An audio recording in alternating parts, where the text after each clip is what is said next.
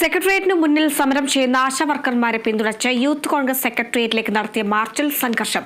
നിരവധി തവണ പോലീസ് ജലപീരങ്കി പ്രയോഗിച്ചു. അതേസമയം യൂത്ത് കോൺഗ്രസ് സമരത്തെ തള്ളി ആശാവർക്കർമാർ രംഗത്ത് വന്നു.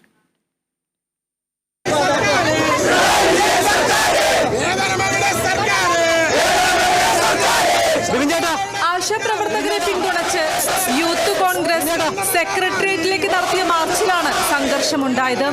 ബാരിക്കേഡ് മറികടക്കാൻ ശ്രമിച്ച പ്രവർത്തകർക്ക് നേരെ പോലീസ് നിരവധി തവണ ജലപീരങ്കി പ്രയോഗിച്ചു.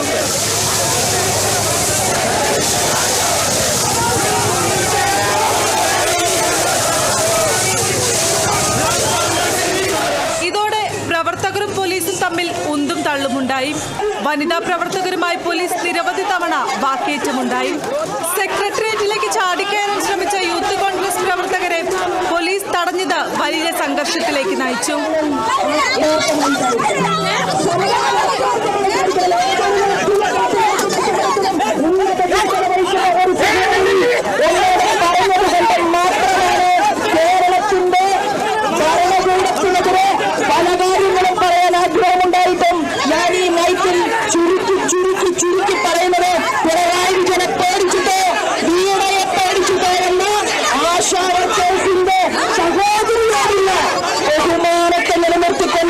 അതേസമയം യൂത്ത് കോൺഗ്രസ് പ്രവർത്തകരുടെ സമരത്തെ തള്ളി ആശാവർക്കർമാർ രംഗത്ത് വന്നു. പിന്തുണയുടെ പേരിൽ ആക്രമണത്തെ അംഗീകരിക്കില്ല എന്നും ആക്രമണങ്ങളുടെ ഉത്തരവാദിത്തം ആശാവർക്കർമാർ ഏറ്റെടുക്കില്ല എന്നും സമരസമിതി പറഞ്ഞു.